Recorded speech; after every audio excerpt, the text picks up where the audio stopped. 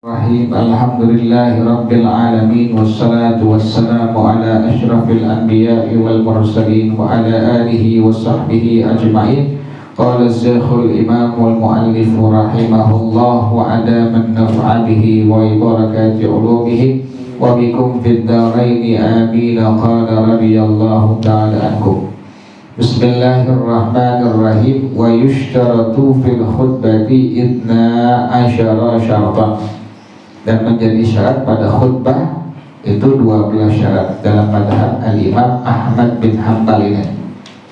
Hiya ma ya'ti, berikut ini keterangannya.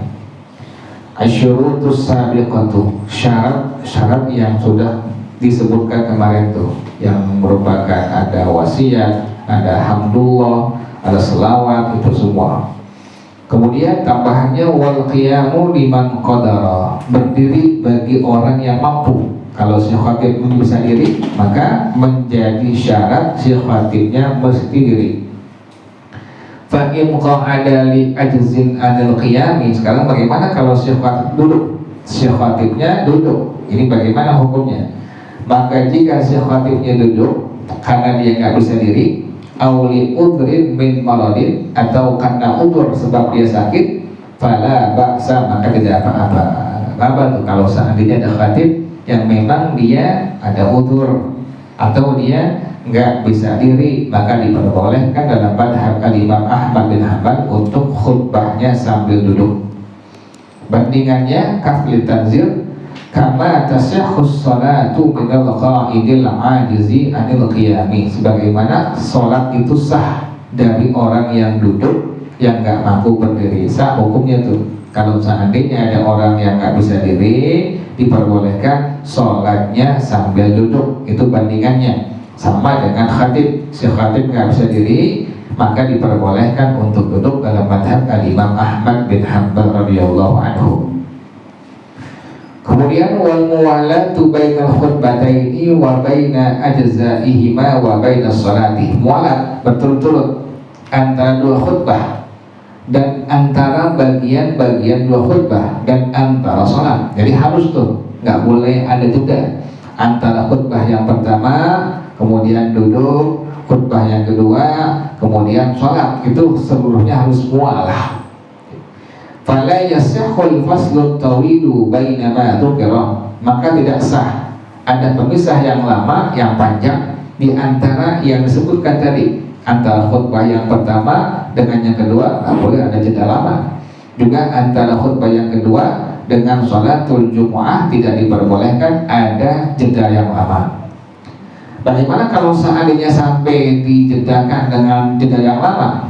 Fa'in fusila bikalamin tawilin, maka jika dipisahkan dengan ucapan yang lama, yang panjang, yang banyak, au sukutin tawil, atau diam yang lama, wa nahwihi, dan lain sebagainya, diam lama baru khutbah yang kedua, atau ngomong di luar isi daripada khutbah itu, baru kemudian khutbah yang kedua. Nah, ini bagaimana hukumnya? Ustu'nifatil khutbatu, diulang lagi dari awal khutbahnya, batal tuh dalam madhab al-Imam Ahmad bin Hanbal radhiyallahu anhu. Kalau seandainya sampai tidak mualah, tidak berturut-turut antara khutbah yang pertama dengan khutbah yang kedua, antara khutbah yang kedua dengan salatul Jum'ah, maka dihukumkan sholat Jum'atnya, hukumnya khutbahnya dihukumkan batal dan khutbahnya wajib untuk diulang kembali. Wal marja'u fi tulil fasli wa qasrihi. Sekarang gimana yang menjadi rujukannya?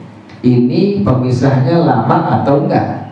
Maka dalam madhab al-Imam Ahmad bin Hanbal radhiyallahu anhu yang menjadi rujukan pada masalah pemisah yang lama atau pemisah yang enggak lama, ilal adati, sesuai dengan kebiasaannya. Lihat kebiasaan kampung itu, ini ukurannya lama sebentar, ukuran lama, nah berarti dihukumkan batal daripada khutbah yang sudah dikumandangkannya. Jadi nggak boleh ada pemisah yang lama antara khutbah yang pertama dengan khutbah yang kedua, antara khutbah yang kedua dengan sholatul Jum'ah. Harus mualah dalam madhab al-Imam Ahmad bin Hanbal radhiyallahu anhu. Wa ini ihtaja ila taharati tatahhara wa bana ala khutbatihi ma lam yatulil faslu. Ini khatib batal, wudhunya batal si khatib. Ini gimana hukumnya?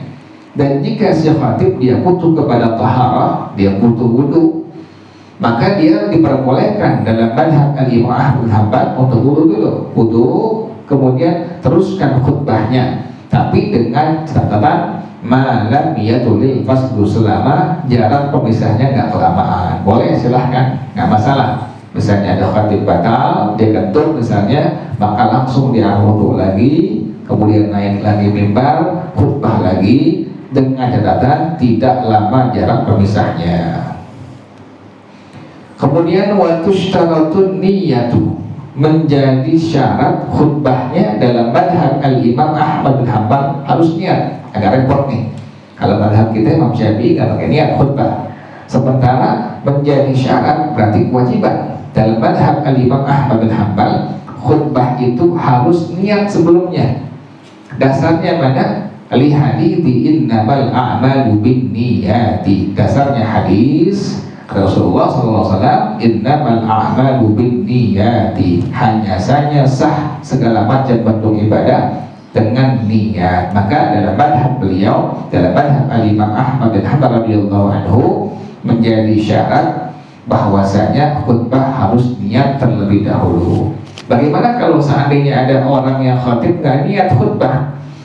Falau khutbah bighairi niyati, kalau seandainya ada orang yang khatib tidak niat khutbah, lam yu'tadda biha indahum wa indal hanafiyati, maka tidak dianggap sah khutbahnya menurut ulama-ulama dalam madhab al-Imam Ahmad bin Hanbal dan ulama-ulama dalam madhab al-Imam Abu Hanifah radhiyallahu anhum ajma'in. Tidak agak repot. Madhab al-Imam Ahmad bin Hanbal itu mesti khutbahnya niat terlebih dahulu baru khutbah.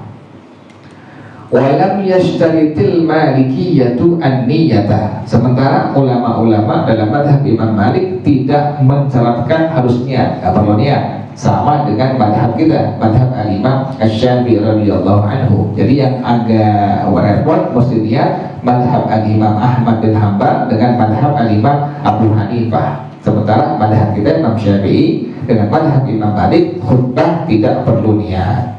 Kama lam yashtaritha asy-Syafi'i, kama lam yashtaritha asy-Syafi'iyatu, sebagaimana ulama-ulama dalam madhab al-Imam Asy-Syafi'i tidak mensyaratkan niat pada waktu khutbah. Ada itu keterangannya. Wa inna mashtaratu ada masarifi, sesungguhnya para ulama itu dalam madhab al-Imam Asy-Syafi'i adalah mensyaratkan tidak boleh berpaling. Falau hamidallah al-utasi, kalau seandainya ada orang yang mengucapkan kalimat alhamdulillah karena dia bersin, lam yakfi lil khutbati, tidak sah khutbahnya. Kemudian pengarang rahimahullah dia mengatakan warafus sauti, syarat yang berikutnya si khatib harus mengangkat suaranya. Bagaimana ukuran mengangkat suaranya? Mengeraskan suaranya. Bihaitu yasma'ul adadul mu'tabaru wa huwa arba'una, sekira-kira jumlah orang yang dihukumkan sah yaitu 40 orang itu mendengar suaranya itu ukurannya yang rafus saut atau rafus saut. Jadi si khatib harus mengangkat suaranya, mengeraskan suaranya. Itulah bilangan sejumlah yang dihukumkan sah pada madhab al-Imam Ahmad bin Hanbal, yaitu 40 orang. Jadi 40 orang dengar suara khatibnya. Jadi harus khatib demikian. Wa in lam ya'rif mani'un nas-samai, sekalipun tidak ada penghalang yang menghalangi daripada mendengarkannya. Contohnya apa? Karena umin au ghaflatin au samami ba'dihim, seperti tidur atau lalai atau tuli sebagiannya. Fa illam yasma'ul khutbata, kalau seandainya 40 orang ini enggak mendengar isi khutbah, li khabdi sautil khatibi au bu'dihi anhu, karena sebab suara khatibnya rendah atau sebab jauhnya si khatib daripada jamaah, lam tasihhal khutbatu, maka khutbahnya dihukumkan tidak sah, li adami husulil maqsudi biha, dikarenakan tidak dihasilkan maksud dengan khutbah tersebut, karena maksud tujuannya harus khutbahnya didengar oleh 40 orang yang dihukumkan sah pada sholat Jumat. Jadi nggak boleh dalam madhab Al-Imam Ahmad bin Hanbal kalau seandainya sampai nggak didengar oleh 40 orang ini, maka dihukumkan khutbahnya tidak sah. Fa in kana ada musab'i li naumin aw ghaflatin aw matarin wa nahwihi ka samamin wa tarashin aw kana a'ajimu wal khatibu sami'un arabiyyun sahhatil khutbatu wassalatu. Maka jika ketiadaan mendengar, contohnya tidur, makmumnya jamaahnya ada tapi tidur, atau lalai, atau ada hujan, suara hujannya keras, atau seumpama makmumnya jamaah yang peduli adalah somamin wa tarashin, budak tuli, somam tarasyaman, budak tuli, atau memang semua jamaah ini a'ajim, wakana a'ajimu adalah semuanya adalah orang ajam bukan Arab, jangan arti bahasa Arab, semuanya orang ajam semua. Sementara wal khatibu sami'un arabiyyun, si khatibnya dengar dan juga orang Arab. Ini bagaimana hukumnya? Si khatibnya orang Arab, kemudian yang jadi jamaahnya orang bukan Arab, nggak ngerti itu, yang diucapkan nggak ngerti, atau tidur, atau memang budak. Ini bagaimana hukum khutbahnya dalam sholatul jumu'ahnya? Sahhatil khutbatu wassalatu, sholatnya dan khutbah Jumatnya dihukumkan sah dalam madhab Al-Imam Ahmad bin Hanbal radhiyallahu anhu. Kemudian wa an takuna bil arabiyyati, harus khutbahnya menggunakan bahasa Arab. Dalam madhab Al-Imam Ahmad bin Hanbal, khutbahnya itu menjadi syarat harus menggunakan bahasa Arab. Fala tasihhul khutbatu bighairi arabiyyati ma'al qudrati 'alaiha, tidak sah khutbah tanpa menggunakan bahasa Arab bagi orang yang mampu. Kalau mampu nggak sah khutbahnya menggunakan selain bahasa Arab. Qira'atul Qur'an, ini seperti membaca Al-Qur'an, nggak sah tuh. Sama tuh, agak tegas madhab Imam Ahmad bin Hanbal dengan madhab kita Imam Syafi'i. Jadi hampir semua madhab kebanyakan tegas ini pada masalah membaca Quran. Jadi baca Quran nggak boleh pakai huruf Latin, itu nggak boleh tuh, nggak boleh seperti itu. Bagi yang mampu nggak boleh, yang nggak mampu belajar. Selama dia belajar untuk melatih bacaannya, masih diperbolehkan untuk menggunakan bahasa Latin, tapi dengan bimbingan seorang guru. Demikian tuh, agak keras ini, agak tegas, agak tegas, agak jelas, agak pada masalah ini. Jadi pada masalah baca Quran itu bandingannya sama seperti itu. Fa innaha la tujzi'u bil arabiyyati, maka sesungguhnya khutbah tidak menggunakan bahasa Arab dihukumkan tidak sah dalam madhab Al-Imam Ahmad bin Hanbal. Tadi bandingannya sama seperti baca Al-Quran, itu tidak sah hukumnya apabila ada orang yang membacanya tanpa menggunakan bahasa Arab. Wa tasihhul khutbatu lal qira'atu bighairil arabiyyati ma'al ajzi anha. Gimana kalau ini orang memang nggak mampu menggunakan bahasa Arab? Sah khutbah Jumat tapi tidak sah baca Quran tuh. Makanya baca Quran agak tegas di sini para ulama tuh. Baca Quran tidak sah tapi khutbah sah tanpa menggunakan bahasa Arab disertai dengan ketidakmampuannya. Kalau memang nggak mampu, khutbahnya bagaimana? Dia menggunakan bahasa selain bahasa Arab, maka dihukumkan sah dalam madhab Al-Imam Ahmad bin Hanbal. Tapi kalau urusan baca Quran bagaimana?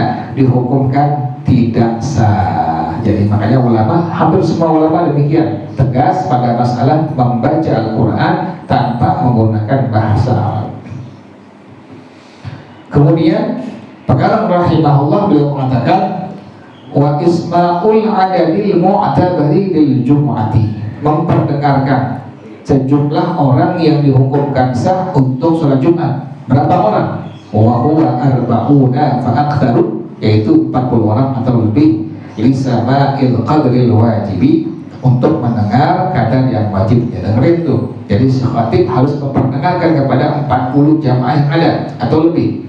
Kenapa demikian? Harus diperdengarkan itu khutbahnya li'annahu dzikrun usturita bis salati, karena dia merupakan zikir yang menjadi syarat untuk sahnya salatul Jum'ah. Fasturita lahul adadu, kata takbiratul ihrami maka menjadi syarat sejumlah 40 orang itu baginya sama bandingnya seperti mengucapkan takbiratul ihram. Wallahu a'lam bissawab. Allahumma inni istawda'tuka ma qara'tu wa ma sami'tu fardadhu ilayya 'inda hajati ilayhi. Wa sallallahu ala sayyidina Muhammadin wa ala alihi wa sahbihi wa sallam. Walhamdulillahi rabbil alamin. Subhanakallahumma wa bihamdika asyhadu an la ilaha illa anta astaghfiruka wa atubu ilaik. Alhamdulillah ala ni'amillah, alhamdulillah ala barakatillah, alhamdulillah hamdan yuwafi ni'amahu wa yukafi'u mazidah. Walhamdulillahi rabbil alamin. Ya Rasulullah salamun alaik ya rafi'a syani wa daraji. Ya Rasulullah salamun alaik ya rafi'a syani wa daraji. Ya Rasulullah salamun alaik ya rafi'a syani wa daraji. Allahumma salli wa sallim wa barik alaihi wa ala alihi.